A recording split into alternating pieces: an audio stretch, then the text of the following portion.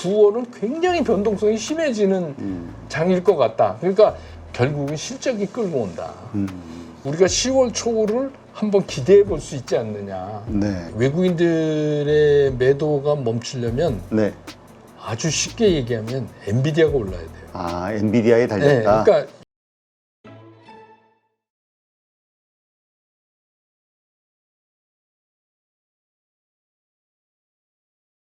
오늘 모신 분은 백만개미 한세구 당주님이십니다. 어서 오세요. 안녕하십니까? 예. 네, 당주님 오실 때마다 참 시장이 엄청난 변동성을 겪는데요. 그러게요. 그래서 뭐 시장이라는 게 원래 변동성이 있는 데고 그렇지만 이제 올해 특히 변동성 심한데 제가 이제 나올 때마다 그런 변동성이 심해서 어떻게 보면 제가 또 드릴 말씀이 예, 많아져서 그건 또 좋기도 하고 그런데 이제 이런 것들이 그 어제 그저께죠 미국 시장에서 그렇죠. 그저께 이제 미국 시장이 큰 폭의 하락을 하는 게 그 전달이었던 7월하고 좀 떼자뷰 같은 걸 우리가 좀 느끼잖아요. 8월에 그랬던 거랑 떼자뷰를 좀 느끼잖아요. 그게 뭐냐면 그때도 8월 초에 폭락할 때 이슈가 뭐였냐면 경기 침체 우려였어요. 네. 근데 이제 이번에도 뭐 우연히도 ISM 제조업 지수가 이제 핑계가 되면서 이렇게 됐는데 결국은 시장은 금리가 아니라는 거죠. 지금 시장이 걱정하고 있는 거는 금리는 일단락됐고 이제부터 걱정은 경기 걱정을 하고 있는 거다. 그렇죠. 근데 왜 경기 걱정을 시장이 이제 와서 갑자기 할까? 많이 갔어요. 생각보다 많이 올랐어. 특히 이제 그 엔비디아를 필두로 한 그 기술주들이 사람들이 생각할 때 이거 좀 불안한데 이런 생각을 느낄 위치에 와 있는데 자꾸 이제 그 경기 불안 얘기가 나오니까 그런데다가 이제 구조적인 문제도 있어요. 우리도 이제 뭐 우리나라 시장은 뭐 연기금도 투자할 만하지 않다고 얘기하니까 많은 이제 개인 투자자들도 소위 서학개미 나도 미국장 간다 이래가지고 많이들 가셨잖아요. 근데 실제로 미국 뉴욕 시장이라는 데는 세계에서 모인 자금들에서 우리들 말로 선수들이 다 모인 그렇죠. 데잖아요. 그러니까 이제 버핏도 이미 뭐 공언했잖아요. 나 현금 비중 늘렸어. 이렇게 다 얘기하고 이런 것도 상당히 시장을 불안하게 만드는 요소 중에 하나죠. 네. 그다음에 이제 뭐 여러분 아시지만 뭐 사우디 구프 펀드나 뭐 싱가포르 해치 펀드, 뭐 영국 펀드, 유럽 펀드 이런 데들은 진짜 우리가 감히 생각할 수 없는 그런 스케일을 가지고 시장을 보고 있는데 사실은 이 그런 큰 손들이 뉴욕 시장의 큰 손들이 움직임을 좌지우지하는 거는 알고리즘에 의한 프로그램 매매예요. 그렇죠. 그러니까 이거를 뭐 다 우리처럼 뭐 입력해서 엔터 치고 이렇게 못 한다는 거예요. 그러니까 어떤 조건이 되면 어떻게 반응하고 하는 그 알고리즘 물론 그건 이제 회사마다 차이가 있겠지만 그런 거에 의해서 딱 나오니까 지금 이제 미국 시장에서 제일 걱정해야 될 게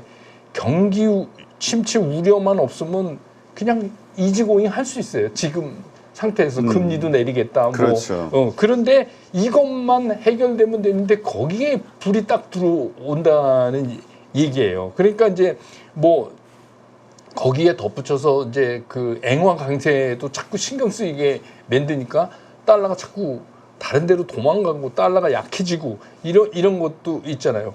그러면 이거 ISM 제조업 지수 그렇지, PMI 그렇지, 그다음에 뭐 경기 선행은 지금 거의 2년째 저러고 있지. 이러니까 지금 이제 맞아 남은 게 뭐냐면 고용 쪽에만 문제가 생기면 이제는 뭐 경기 좋다고 얘기할 수가 없는 상황이다라고 그렇죠. 알고리즘이 인식을 한 거예요. 그러니까 이제 매도가 탁 나가고 그건 매도가 나가면 또 새로운 매도를 부르는 이유가 뭐냐면 어디 한 군데서 매도가 나가기 시작하면 다른 알고리즘이 위험 신호를 하나를 더 받은 거 아니에요. 그렇죠. 그러니까 거기에 매물에 더해지고 뭐 이러니까 이제 우리 생각에 뭐 그렇다고 그래서 이렇게까지 빠질 수 있나 하지만 실제로 지금 시스템 상에서 이렇게 돼 있기 때문에 좀 과대하게 빠지는 경우가 있는데 이제 그게 그저께 상황이었고 조금 이제 깨름직한 거는 어제 돌리는데 나스닥하고 S&P는 못 돌린단 말이에요. 끝에. 그러면 이게 뭐냐면 이 주요 큰 손들의 뉴욕의 큰 손들의 생각은 아직도 뭐냐면 주말을 보고 가자라는 생각 쪽으로 기울어질 가능성이 상당히 농후한 거다. 금요일 날 고용지표 확인하고 고용지표 확인하고 물론 이제 우리 시간으로 이제 금요일 날 우리 알 수 있는 그 실업수당 청구권 수익인데 이거는 그렇게 크게 영향을 못 미치지만 이번에 이제 그 non-farm payroll이잖아요. 비농업 부문에서 그게 이제 어떤 거를 우리한테 전해줄 거냐 이거를 굉장히 신경 쓰고 있는 거예요. 미국 시장은 그거에 따라서 B컷을 할 거냐 아니면 25bp로 끝낼 것이냐도 결정이 되는 부분의 문제이니까 여기서 기다리자라는 생각이 자꾸 있는 것 같아요. 그러니까 그거를 세게 못 가고. 그러니까 우리 시장은 덩달아서 이제 어제 빠졌다 오늘 이제 조금 돌리긴 하지만 이제 오늘 돌리는데 제일 적극적인 게 이제 보나마나 개인일 거예요. 왜냐하면 개인들은 이제 학습 효과 있으니까 이거 단타라도 해야 되는 거 아니야 이런 생각을 이제 가지실 수 있는 거고. 그 다음에 이제 외국인들은 굉장히 이제 아직은 며칠 사이 없으니까. 근데 이제 사실 우리 시장에서 제일 우리가 신경 써야 될 거는 12일이 동시만기일이에요. 네. 근데 9월 물이란 말이에요. 이게 3개월에 한 번씩 오는 이제 그런 동시만기일이잖아요. 그렇죠. 그런데 과연 이제 그런 외국인들이 어떤 포지션으로 이걸 끝내야 하느냐. 사실은 내주는 그거 갖고 우리가 싸움을 해야 돼요. 또 우리 상황에서 굉장히 나쁜 게 추석 자금을 쓰는 자금들은 11일 날까지 팔아야 돼요. 그렇죠. 네. 그리고는 우리 19일에 시장이 다시 열리니까 그 사이에 연준의 금리가 어떻게 될 건지도 다 알고 돌아와야 되고 CPI도 다 알고 돌아오게 되고 그러니까 우리 없는 사이에 모든 게 일어나니까 우리 시장의 핵심은 불안하지. 네, 사실은 12일에 있어요. 12일에 근데 이거 외국인들이 어느 쪽으로 이거를 끌고 가서 끝낼지야 외국인들 마음이지만 지금 같아서는 사전에 눌렸기 때문에 좀 위쪽으로 끝낼 가능성도 상당히 있다. 그러니까 지금 이제 우리가 안고 있는 시장 주변에 어려운 게 이런 것들이에요. 네. 자, 그렇다면 지금 말씀하신 대로 9월 달 우리가 사실 기대했던 게 이제 연준의 금리나 그렇게 되면 미국 증시가 좋아지지 않겠냐가 일단 첫 번째 우리 기대감이었는데 네. 최근에는 물론 아니 오히려 경기 침체로 받아들이고 오히려 하락하게 될 거야라는 의견도 만만치 않거든요. 네. 일단 어떤 영향을 미칠까요, 증시에? 일단은 이런 거예요. 지금은 금리보다 더 신경 쓰는 게 경기 후퇴 우려이기 때문에 그러니까 결국 연준이 이번 달에 B컷을 하려면 어떤 조건이 돼야 되냐면 금요일 날 고용 지표가 좀 나빠야 돼요. 쉽게 얘기해서 그 우리가 얘기하는 그 비농업 non-farm payroll이 150만 이하로 된다거나 하여튼 그렇게 해서 상당히 좀 싸늘해진 느낌이 들면 그건 두말할 거 없이 B컷이죠. 근데 B컷을 한다고 하더라도 또 문제가 되는 게 뭐냐면 이거는 동전의 양면 같아 갖고 결국 금리를 내린다는 얘기는 경기 우려를 동시에 갖고 오는 거 그렇죠. 아니냐. 근데 이제 왜 경기 우려를 이렇게 좀 많이 좀 과잉되게 반응을 하느냐 하면 지난주에 나왔던 모건 스탠리의 보고서도 영향이 상당히 있어요. 그 모건 스탠리 보고서의 그 제목이 Preparing for Peak거든요. 근데 이제 주로 반도체 사이클에 대해서 얘기를 하고 있고 그 중에 핵심은 엔비디아를 얘기를 하고 있는 거예요. 그러니까 그 얘기는 뭐냐면 피크로 가고 있다는 거예요. 네. 근데 여러분 아시지만 모건 스탠리가 윈터 이즈 커밍 이래가지고 2년 전에 기가 막히게 맞췄잖아요. 그러니까 반도체에 관한 모건 스탠리가 그런 리포트를 내면 시장이 긴장하게 그렇죠. 되는 거예요. 그렇기 때문에 시장 곳곳에 그런 불안함이 남아 있기 때문에 계속해서 금리가 인하돼도 그게 계속 나올 것이다. 그래서 저는 그것 때문에 9월은 굉장히 변동성이 심해지는 장일 것 같다. 그러니까 직전 고점은 못 뚫으면서 안에서 계속 그런 게 막 오르락내리락 하는 이런 장이다. 그래서 상당히 그걸 쫓아가면서 매매를 하면 매매하기가 상당히 어려운 시장이 될 것 같다 이런 생각이 들어요. 네, 그렇군요. 그렇다면 연준이 금리 인하를 했을 때 어쨌건 뭐 그것이 또 약달러 현상을 가져오지 않겠냐? 또 그런 것들이 외국인이 그러니까 원화 강세가 되니까 한국 증시에 들어올 수 있는 요인이 되지 않겠냐? 뭐 여러 가지 것들과 함께 한국 증시는 어떤 모습이 될까? 한국 증시는 이제 그 예를 들어서 지금은 그 순간적으로 일어나는 현상이라고 저는 봐요. 그 환율의 문제는 물론 달러가 계속 약달러를 가겠지만 그 달러 약달러의 상대적인 힘을 많이 발휘하는 건 앵화잖아요. 그렇죠. 그러니까 우리 돈이 아니란 말이에요. 그러니까 우리 돈이 강해지는 것보다 더 중요한 건 뭐냐면 그 환율의 변동을 우리 시장이 커버해 줄 수 있느냐 없느냐의 문제에 따라서 외국인이 한국에 들어가 말어 이거를 결정질 텐데 그런 매력 포인트가 과연 우리 시장에 있느냐 이걸 한번 생각해 봐야 돼요. 그래서 지금 뭐 금투세 얘기도 많이 하지만 지금 금투세에 대한 이건 의견이 많지만 제 개인적인 생각은 지금 완전히 흙바닥길이었잖아요. 우리 시장이. 그렇죠. 그러다 거기다 자갈 이렇게 부어놓고 토해놓 내라는 거나 똑같은 거예요. 그러니까 이거를 제대로 하려면 선행돼야 될 게 뭐냐면 계속 기사들 나오잖아요.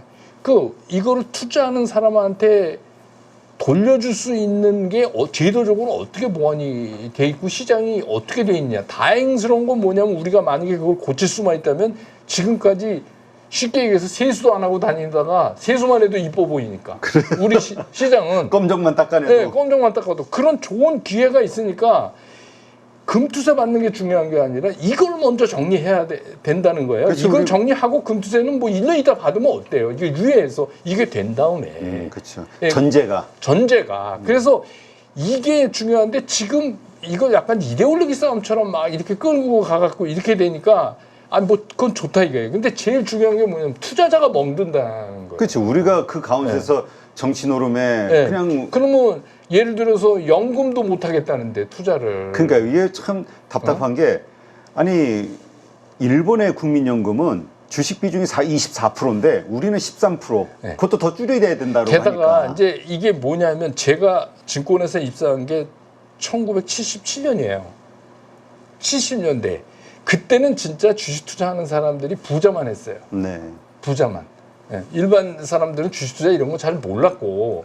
근데 지금은 두 집 건너 한 집이 삼성전자 주주인데 그러니까 옛날하고 달라졌어요. 그렇죠. 그래서 이거를 그런 개념으로 접근할 게 아니라 그래서 이제 질문에 대한 말씀을 드리면 그러면 거꾸로 제가 이제 질문을 드리면 그럼 대표님이 외국인이면 우리나라 시장이 매력적으로 보이세요? 아니 우리부터도 미장으로 가야 돼 하는 네. 말을 수시로 하는데. 그러니까 매력적으로 안 보이면 안 오는 거죠. 돈이 안 될 것 같은데 왜 오겠어요? 그렇죠. 네, 그러니까 그런 문제가 우리 시장만 갖고 있는 특수한 문제인데 이게 무슨 환율하고 연동되고 이런 차원의 문제가 이건 아니라는 거다. 네, 그런 겁니다. 알겠습니다. 하여튼 정말 국민연금부터 안심하고 비중을 좀 늘릴 수 있는 그런 환경, 네, 그런 우리 증시 선진화 이것이 먼저 이루어진 다음에 네. 그다음에 우리가 그 매력으로 외국인들이 됐던 우리도 들어가고 이러면서 이제 한국 증시가 그럼요. 성장할 수 네. 있다. 네. 자, 그런데 최근까지 우리 시장을 주도했던 종목들 보면은 섹터를 보면은 뭐 화장품도 그렇고 자동차도 그렇고 이 수출주들 이 환율 효과를 좀 받았잖아요. 네, 원화 약세로 인한. 이것이 이제 강세로 전환이 되면서 어떤 흐름이 나올 것이냐. 매출과 이익이 줄어들 텐데. 되게 간단하죠. 모건 스탠리 보고서도 내용을 보면 이게 안 된다가 아니고 속도가 떨어진다는 거예요. 그러니까 결국은 이거는 속도 싸움이에요. 환율 변화의 속도보다 우리 수출이 잘 되면. 네. 예를 들어서 뭐 삼성전자가 엔비디아의 퀄리티 테스트 통과했다고 기사 나왔던데 그렇게 해서 HBM을 막 팔아갖고 그 속도가 환율을 커버하고 그렇게 되면 이건 좋다고 볼 수밖에 없는 거죠. 그리고 또 지금 이제 우리나라 수출을 주도하고 있는 큰 흐름의 반도체는 뭐 어디 딴 데 가서 구해오기가 이렇게 쉬운 물품이 아니에요. 대만이나 뭐 우리나 뻔히 정해져 있는 거잖아요. 그러니까 전방 산업이 좋다, 무너지지 않는다는 전제하에서 우리 시장에서는 환율 움직임 속도보다 매출 속도가 더 빨리 바뀌면 그건 전혀 문제가 없다. 네. 예, 그런 의미로 이제 제가 뭐 이게 오늘 얘기의 결론이 될지도 모르지만 저는 10월을 되게 좋게 보거든요. 아, 그래요? 네. 그래서 지금은 어렵지만 어려울 때 괜히 치고받고 하지 마시고 좋은 거 사서 모아놓으시는 게 오히려 나은 것 같다. 아, 단타보다는 네. 그러니까 쌀 때마다 좀 분할 네. 매수를 해서 지금 단타 못해요. 워낙 이게 변동이 너무 변동이 심해. 너무 심하니까 그러지 말고 좋은 종목 그거를 그냥 지금 이렇게 쌓아놓으면 한 달 안에 이건 승부 난다. 네, 그런 생각을 이제 하는 거죠. 이게 결론부터 말씀드렸지만 뭐 나중에 다시 말씀드렸지만 그러니까 그런 자세가 필요해서 환율하고 수출주하고는 그런 문제죠. 근데 예를 들어서 수출 증가 속도가 환율을 못 따라간다. 그러면 아무래도 나쁜 영향을 받죠. 결국 그러니까 성장률, 매출 그러면. 성장률을 봐야 되긴 하겠군요. 네. 그것이 이제 계속 주도주로서의 역할을 해나갈지 그럼요. 판가름하는. 근데 10월 달을 좋게 보신다고 했는데 지금 사실 11월 5일인가요? 그때가 이제 미국 대선이죠. 그러다 보니까 그 대선이 결정지기 전까지는 계속 이런 변동성이 있지 않겠냐라고 생각하시는 분들이 참 많던데요. 근데 이제 그 변동성이 미국 대선에서 오는 변동성은 그 두 후보의 공약에 따라서 달라지는데 이제 거의 나왔잖아요. 공약이 거의 나왔잖아요. 물론 이제 짧게는 뭐 며칠 있다가 10일 날 TV 토론하면 그것도 또 영향 받아서 시장에 뭐 작게는 또 그러니까 지금은 그런 것들이 추석 연휴 전까지 쫙 깔려 있어요. 그러니까 굉장히 불안스러운 장이니까 여기서는 어떤 방향을 정해서 뭘 하려고 하시지 말라 하는 거죠. 그리고 네. 그때쯤 되면 한번 우리가 더듬어서 생각을 해보시면 자 지금 이제 경기 우려 때문에 시장이 이렇다. 그러면 이거를 깨트릴 수 있는 게 뭐가 있을까요? 우리가 이제 이렇게 한번 생각해 보면 이거는 예전에도 그랬고 앞으로도 그럴 건데 실적뿐이 없어요. 실적뿐이. 그러면 이제 예를 들어서 우리가 실적이 이거 나쁠 거야 이렇게 생각했는데 그러면 3분기 실적이라는 그 보따리를 끌고 나오기 시작하는 게 10월이에요. 네. 그래서 거기서 아까 말씀드린 대로 열어보니까 수출 증가율이 환율 이런 거 다 커버하고 이런 결과가 나왔네 할 가능성이 상당히 있다. 지금 이제 경기 침체를 우리가 우려하는 거지 막 침체로 지금 이미 들어가서 막 그건 아니잖아요. 네. 그러니까 이제 그 결국은 단기적인 반등은 이건 이제 반등이라는 표현을 써야 되지만 단기적인 반등은 결국은 실적이 끌고 온다. 그런 의미로 보면 우리가 10월 초를 한번 기대해 볼 수 있지 않느냐. 네. 좋은 실적을 낼 수 있는 대상을 이제 목적으로 해서 그런 말씀을 드리는 거죠. 지금 그렇다면 이제 우리 수출 증가, 뭐 하여튼 뭐 수출 데이터가 워낙 자주 나오니까 그걸 통해서 이제 산업별, 그 다음에 전체 우리의 수출 현황을 좀 확인할 수가 있는데 지금 중국 경제에 대한 문제, 지금 상당히 지금 뭐 침체돼 있는 상황이잖아요. 어떤 분들은 잃어버린 10년이 이제 중국에 찾아왔다 뭐 이런 얘기 하시기도 하던데. 근데 어쨌든 우리 중국 수출 비중이 전년 대비해서 한 17%가 줄었잖아요. 지금 20%밖에 비중이 안 되니까. 어떻게 봐야 될까요? 중국 경제가 살아나지 않는 한 우리는 중국 경제가 악재죠, 우리한테. 네. 그러니까 우리가 이제 그냥 흔한 말로 한 20년 동안 중국 때문에 편하게 먹고 살았는데. 편하게 먹고 살았죠. 그 덕을 많이 봤죠.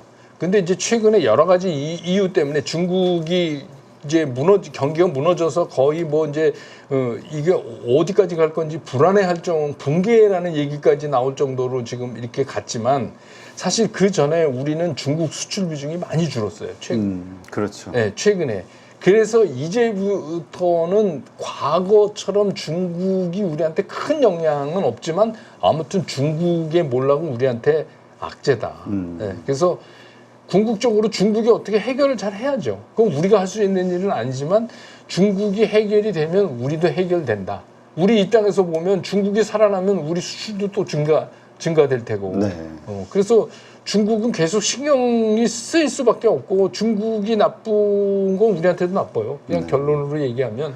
그러니까 뭐 요새 화장품주들 볼 때 중국향 업체들은 좀 빼고 해라. 네. 미국 쪽이나 뭐 유럽 네. 쪽 봐라, 일본 쪽 봐라 이런 그 얘기도 다행이죠. 하고. 그렇게 된 게 정말 다행인 거죠. 그러게요. 일 대신 미국이 전년 대비해서 우리가 한 8.5%가 네. 수출 비중이 증가했다고 하니까 지금 한 18% 차지하고 있다고 하는데 그러다 보니까 전통적으로 중국과 관련해서 그 수혜를 받던 그 철강 화학 이런 쪽은 어둡게 보고 지금은 투자 대상을 안 해야 되느냐라는 질문이 생기거든요. 조심해야 된다고 저는 생각해요. 그러니까 저는 뭐냐면 뭐 이런 거죠. 많이 빠져서 그래서 거의 빈집털이식으로 들어가는 거는 그냥 반등해서 얼마는 할 수 있을지 모르지만 좀 긴 호흡으로 보면 궁극적으로는 굉장히 불안한 상태에 있는 거 아니에요.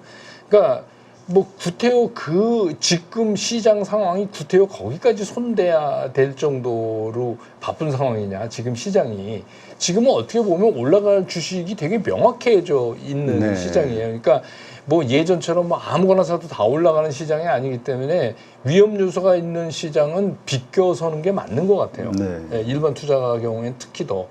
그렇군요. 알겠습니다.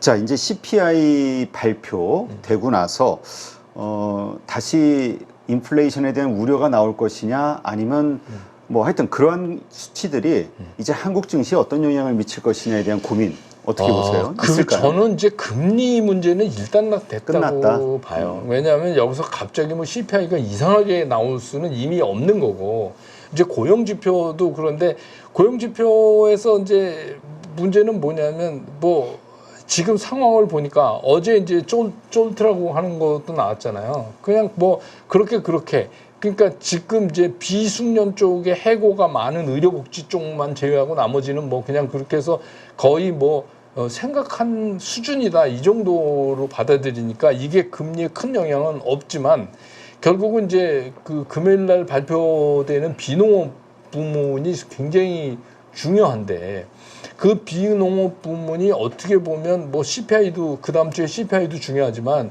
그게 굉장히 결정적으로 연준의 결정에 영향을 상당히 많이 미칠 것이다. 왜냐하면 연준 회의 전까지 있는 가장 중요한 그게 변곡점이라고 이제 저는 보거든요. 그래서 네. 뭐 만약에 아까도 말씀드렸지만 이번에 잡 데이터가 나쁘다 이러면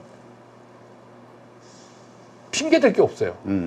경기가 침체가 아니다라고 얘기할 근거가 없다. 없어져 버리는 거예요. 전부 이제 하나씩 이렇게 됐잖아. 그래서 어떻게 보면 금리를 상당히 내리는 거를 그 자넷 옐렌은 원하잖아요. 그래서 네. 뭐 이거는 뭐 사실은 아니겠지만 자꾸 이제 정부 쪽에 그 고용 쪽에 있는 수치를 마사지한다고 이제 그러는데 안 좋게. 근데 뭐 어찌 됐건 그게 현재로서는 가장 크고 그런 상태에서 CPI의 움직임은 굉장히 작기 때문에 네. 이미 이제 금요일이 지나면 연준이 결정을 내리지 않을까 싶어요. B컷이냐 아니면 뭐 25bp냐. 네, 알겠습니다. 참고하시기 바랍니다. 최근 며칠 전, 그러니까 폭락장이 오기 전 2차 전지의 흐름이 상당히 좋았어요. 특히 배터리주 같은 경우는 한 1, 2주 연속으로 좀 상승을 하면서 바닥을 다지고 이제 올라가나 보다. 그러면서 이게 확산이 되나 보다. 이런 생각들을 했었는데 이제 물론 폭락장 오고 나면서 이제 좀 그게 깨지긴 했습니다만 어떻습니까? 이 상승세가 9월에 계속 이어질 거라고 보시나요? 그 2차 전지는 우리 쉽게 얘기하는 빈집털이잖아요. 그렇죠. 그러니까 2차 전지를 지금 가격에 막 죽으라고 팔 사람은 별로 없어요. 팔 사람은 별로 없는데 이게 계속해서 올라가면 팔 사람이 생기기 시작해요. 그렇죠. 네, 그러니까 이제 그게 무슨 얘기냐면 이번에 2차 전지가 폭락 이후에 다시 한번 되돌아서 서보려고 시도한 5번째예요. 근데 이번 시도에 차이점이 있는 게 뭐냐면 이번 시도는 외국인과 기관이 주도했다는 거예요. 아, 네. 그래서 이제 조금 느낌이 달라요.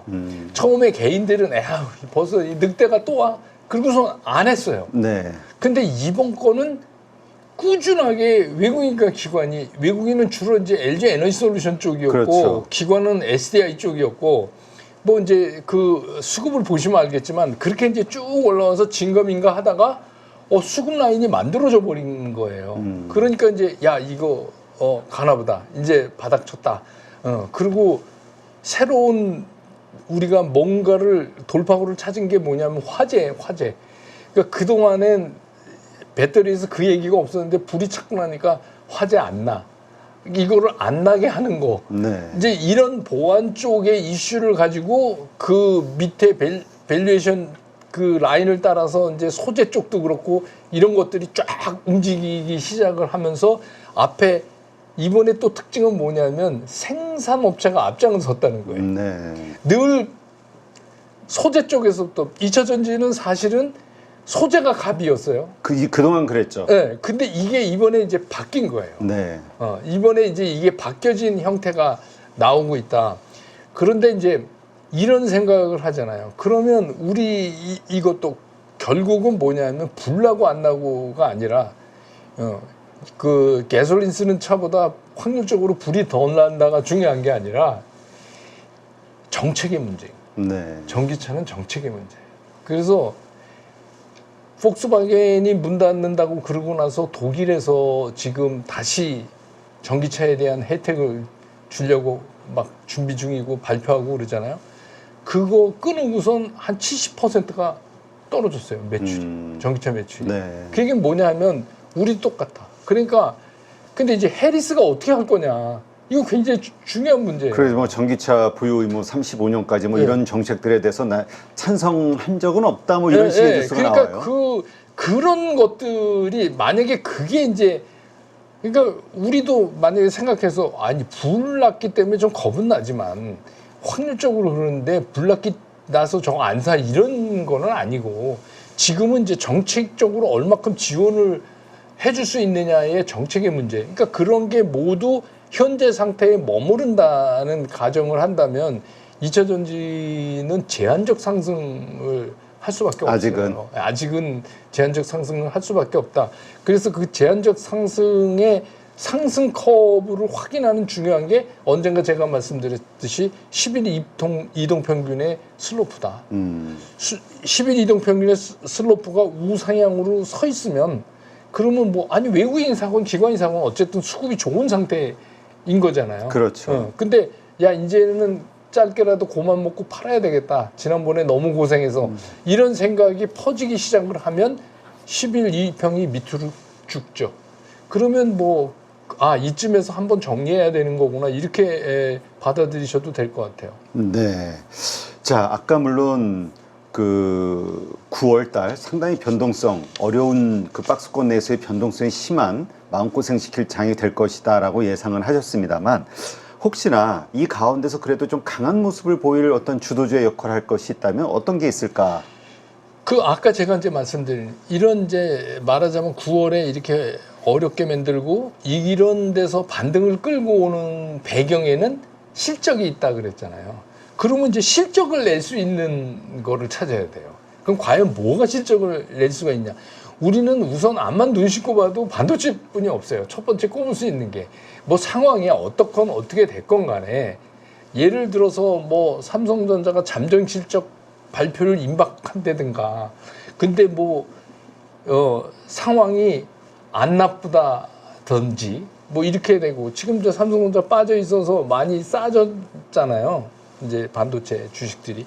그러니까 뭐 어쩔 수 없이 반도체 빼고는 얘기를 할 수가 없는 거고 된다면 그 다음에 이제 그 전력 설비 관련 이런 것도 실적이 잘 나올 거예요. 왜냐하면 그 미국의 그 변압기 교체 그 초고압 변압기는 독일하고 우리밖에 못 하거든요. 네. 그러니까 그거 이제 교체 주기하고 맞물리고 미국도 이제 그 전기를 엄청나게 많이 생산해야 되는 나라 아니에요. 그렇죠. 그러니까 이제 일렉트리시티 관련된 그런 쪽도 실적이 좋게 나올 가능성이 그렇죠. 상당히 있는 거죠. 물론 이제 거기에 환율이 여러 가지 영향을 미치겠지만 이제 그럴 수 있고. 그다음에 이제 뭐 조금 전에 말씀드린 K-뷰티. 화장품. K-뷰티 이거는 우리가 어디까지 갈지 사실 몰라요. 지금 이거를 우리가 그냥 지금 좀 이렇게 얘기할 수 있는 상황 아니고 K-뷰티의 굉장히 중요한 맥점이 뭐냐면 그동안 LG생활건강이나 아모레퍼시픽이 장악하고 있던 게 완전히 흐트러져 버렸다는 거예요. 그렇죠. 중소기업으로. 그러니까 이 중소기업 쪽으로 이 흐트러진 거를 보면 이게 어디에 끝날지 잘 모르겠고, 그다음에 그동안 판매하던 그 루트가 완전히 바뀌어 버렸어요. 심지어는 막 해외에서 역구매를 해가게 하고, 막 그 우리가 처음 듣는 브랜드들이 막 성장하고, 그래서 거의 이제 우리가 K-팝, K-푸드, K-뷰티 이렇게 지금 거쳐오고 있는 거 아니에요. 그렇죠. 이제 K-팝은 요새 이제 뉴진스 사건 이후로 되게 힘들어하고, K-푸드도 이제 그냥 매운 거로 한번 쫙 나갔는데 부분적으로 이탈 현상이 수급에서 일어나고, 이제 그나마 이제 K-뷰티는 나름대로 이제 뭔가를 막 시도하는 거기 때문에 이쪽도 실적 생각보다 잘 나올 가능성이 있죠. 그 다음에 이제 우리가 아는 바이오는요, 뭐 아니면 도예요. 그렇죠. 네, 그러니까 바이오를 투자하실 때 항상 그거를 하셔야 돼요. 그러니까 제 생각엔 바이오에서 자꾸 뭐를 잡으려고 하시지 말고 그냥 한 걸쯤 이렇게 되는 회사 있잖아요. 그러니까 리스크 관리 잘 하고 실적 나오는 실적 나오는 그런 걸로 가는 게 부담 없다. 그래서 이제 그 정도를 우리가 볼 수 있고, 그 다음에 이제 상황이 자꾸 경기 후퇴 얘기 나오니까 뭐 고전적인 가치주 밸류업 관련, 그렇죠. 네, 그거 얘기 안 할 수 없고, 그 다음에 뭐 유틸리티 뭐 우리 뭐 어렵다 그래서 갑자기 불 끄고 살 수도 없는 거고, 가스 안 킬 수도 없는 거고, 그러니까 이제 뭐 그런 유틸리티나 통신 이런 쪽이 그 대상에 되지 않을까. 그래서 이런 것들을 저는 사실 그 9월에 어려울 때 조금씩 이렇게 담아가는 뭐 10월을 보고 그런 자세가 필요하고, 사실 우리는 이번 달에는 별로 시장이 많이 안 열려요. 연휴가 이제 막 이어져 있고 그러니까. 그래서 이제 19일에 열리고 그렇게 될 것 같아요. 네. 그렇다면 이런 변동성이 있을 때는 중소형주보다는 좀 대형주, 말씀하신 그런 섹터 내에서도 좀 대형주 중심으로 가는 게 좋을까요? 지금은 이 구분을 대형주, 중소형주 이런 구분보다 돈을 버냐 못 버냐로 나누는 실적? 게, 그게 더 확실해요. 그러니까 어떤 건 중소형주라도 돈을 야무지게 버는 게 있고, K뷰티에 그런 거 많잖아요. 그렇죠. 그러니까 그런 게 있고, 어떤 거는 대형이면서도 잘 가는 게 그대로 남아 있고, 그래서 이제는 적어도 이번 달에는 대형주, 중소형주 구분보다는 돈을 벌고 있는 종목이냐 아니냐로 따지시는 게 더 쉽게 따져지실 것 같아요. 네. 자, 그런데 지금 사실 원화 강세인 상황에서 외국인의 좀 투자가 있지 않겠냐, 신흥국 중심으로. 그 가운데 이제 한국에 좀 오지 않겠냐. 근데 아까 말씀하셨듯이 뭐 매력이 없으니까 그렇겠죠. 지금 못 들어오고 있단 오히려 팔고 있단 말이죠. 이게 그럼 이렇게 외국인이 팔고 있는 이 시점에서 과연 내가 말씀하신 그런 종목들로 그래도 좀 수익률을 올리기 위해서 노력할 것이냐, 아니면 쉬고 있어야 될 것이냐. 고민이 많은 거죠. 지금은 이제 뭐 이런 거죠.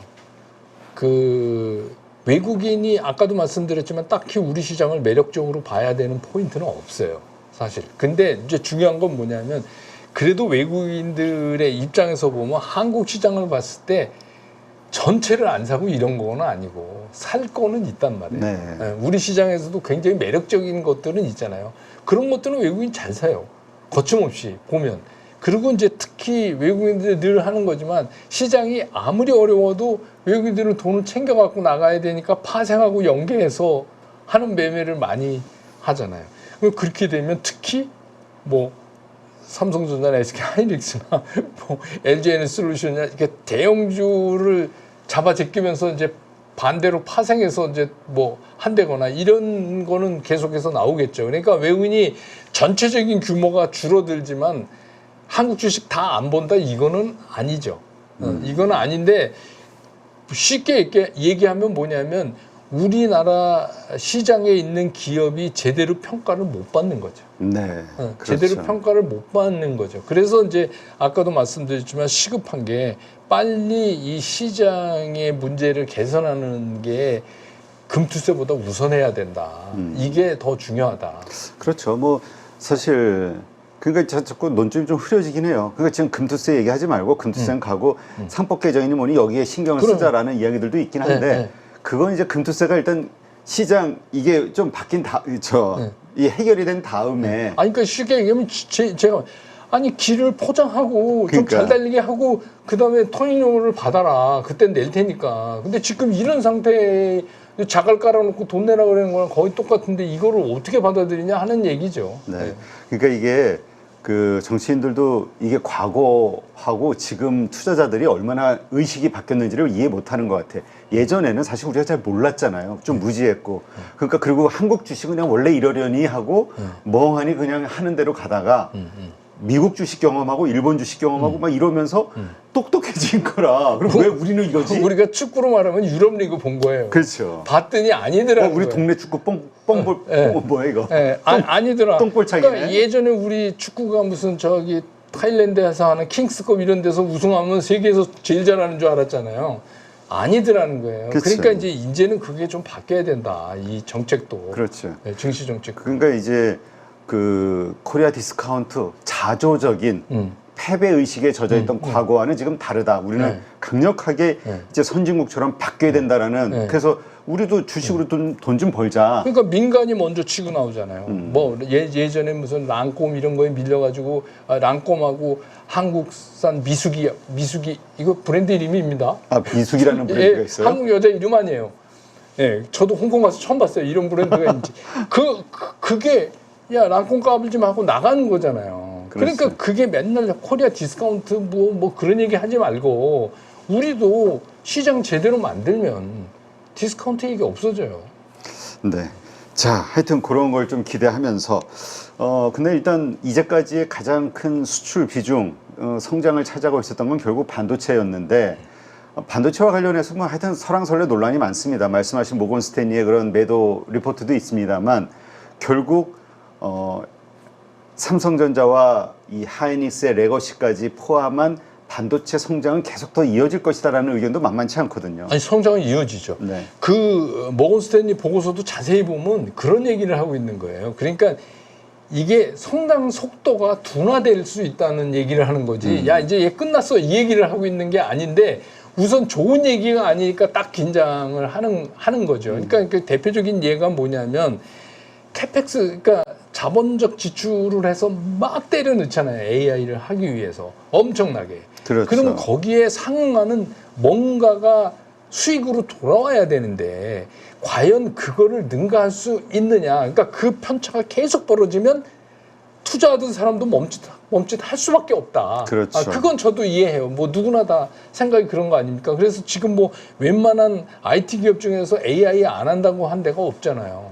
그러니까 그런 그 캐펙스 늘어나는 속도만큼 뭔가 와야 되는데 그것 때문에 커브가 꺾일 수밖에 없다는 얘기지 그렇다고 마이너스로 간다는 얘기는 아니고 지금까지 그래서 이거는 어떻게 보면 그러니까 우리가 늘 알지만 뭐 반도체 사이클은 2년 주기야 뭐 이런 얘기 하는 이유가 항상 그런 거잖아요. 그래서 그거 준비해서 우리 삼성전자나 SK 하이닉스 경우는 뭐 레거시 포함해서 많이 만들어놨는데 갑자기 거기가 전방 산업이 스피드가 줄면 재고 문제가 또 나오잖아요. 그러니까 그런 사이클을 이렇게 돌아갈 거라는 거지 그게 무슨 안 된다 이런 개념은 아니기 때문에 그런 개념으로 본다면 아까도 말씀드렸지만 그래도 9월에 조금씩 우리가 신경 써서 담아봐야 되는 거에서 제일 앞단에는 반도체뿐이 있을 수밖에 없다. 아니 왜냐하면 지금 이 급락장에서 가장 많이 빠진 게 또 반도체 쪽이다 보니까 그 사실 우리가 불과 2주 전만 해도 8월 5일 그 급락장 이전까지만 해도 이 엔비디아에 대한 완전히 이거와 함께 비전을 믿고 담고 있는 분들이 많아서 지금 뭐 30-40% 마이너스 나신 분들이 허다하더라고요. 그럼요. 버텨야 될 때라고 보시는 건가요? 네, 저는 버텨야 된다. 네. 네. 근데 이제 좀 힘들겠지만 버틴다는 게 주식 투자에서 제일 힘든 거예요. 그렇죠. 네. 근데 뭐 예를 들어서 뭐 팔아놓고 그거보다 더 낮게 되살 수 있다는 거는 가설이지 현실적으로 어렵거든요. 그렇죠. 매매해 보시면 알지만. 사팔 한다는 게. 그건 이제 현실적으로 좀 어려우니까 특히 이제 일반 투자가 같은 경우에는 그래서 이제 저는 그렇게 봐요. 이게 어쨌든 간 돌아서면 그쪽이 돌아서지 않으면 방법이 없다. 지금은. 알겠습니다.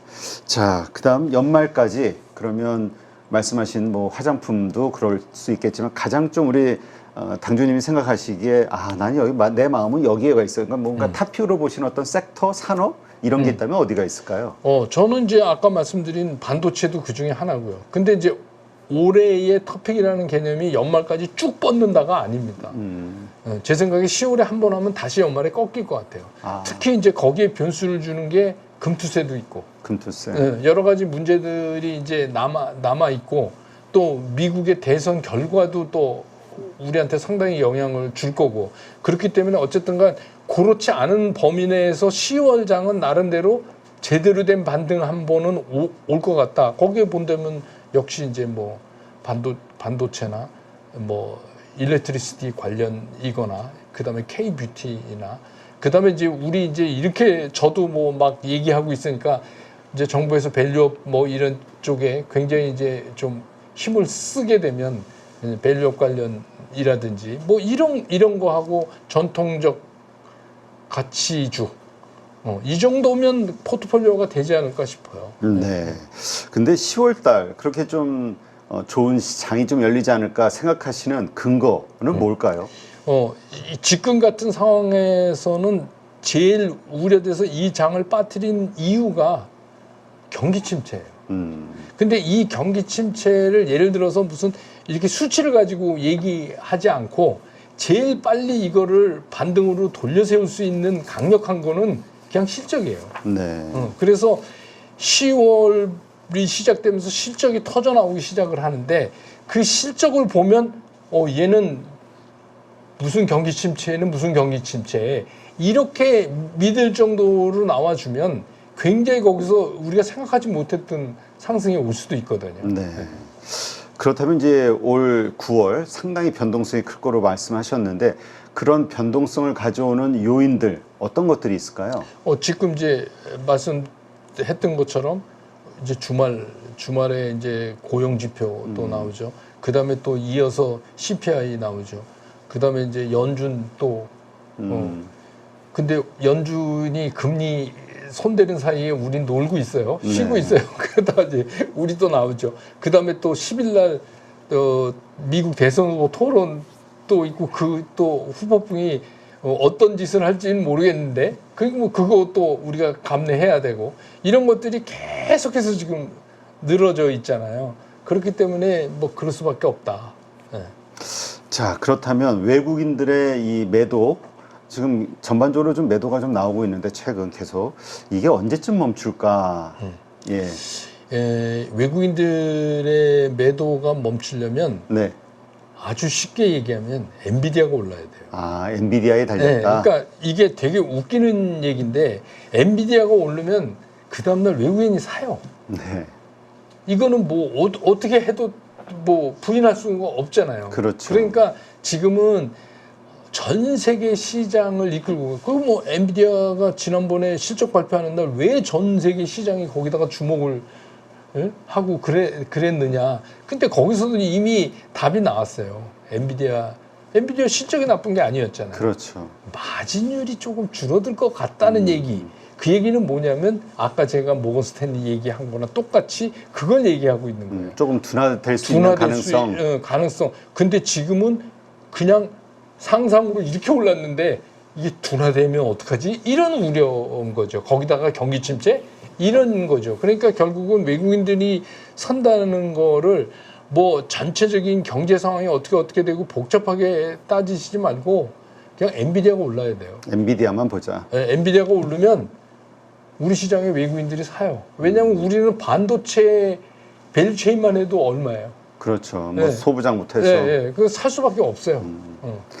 지금 신용융자와 관련해서 사실 상당히 좀 증가하고 있다가 지난 8월 5일 날 폭락장에서 많이 정리가 그 무렵에 한 2조 이상 3조 가까이 뭐 정리가 됐다 이런 데이터도 있었고 또 최근에 다시 좀 증가하다가 뭐 또 최근 어려웠던 날 또 많이 좀 흔들렸을 것 같은데 이런 신용이 증시에 미치는 영향 어떻게 보세요? 아니 그러니까 신용이 뭐 긍정적인 면도 있고 나쁜 면도 있죠. 근데 이제 그 긍정적 이게 어떻게 보면 공매도랑 좀 비슷한 그 장단점을 갖고 있는데 우리가 뭔가 추가적인 수요를 발생시킬 수 있는 좋은 제도잖아요. 네. 그러니까 장이 좋을 땐 그렇게 해서 잘 갈 수 있고 투자하시는 분도 레버리지를 활용해서 돈을 더 버실 수 있는 기회가 늘어나고. 근데 이제 문제는 뭐냐면 장이 꺾일 때가 문제인 거예요. 이게 매도가 매도를 부르는 그렇죠. 이제 현상을 이게 일으키죠. 그래서 제 생각에 신용은 그냥 적정 수준을 유지하는 게 가장 좋다. 그러니까 이제 그 우리가 고객이익탁금 대비 신용융자를 이제 항상 비교하잖아요. 그래서 우리가 이제 장이 뭐 바닥이다 이렇게 얘기하려면 거의 그게 20% 초반으로 떨어져야 그래서 이제 죽을 사람 다 죽고 뭐 이렇게 해야 이제 얘기를 하잖아요. 근데 이제 지금 같은 경우는 30%가 넘으니까 30 뭐 몇 프로 정도 가고 있으니까 아직은 시장의 그 심리가 올라가는 쪽에 많이 걸고 있는 거죠. 그래서 뭐 신용이 나쁘다고 얘기할 수는 없죠.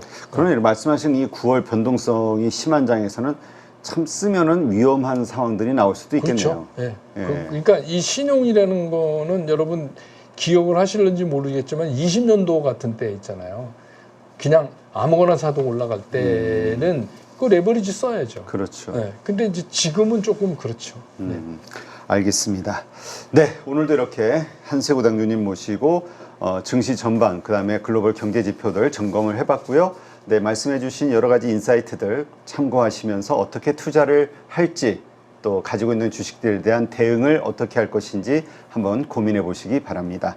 오늘도 이렇게 좋은 인사이트 함께 해주신 당주님 고맙습니다. 감사합니다.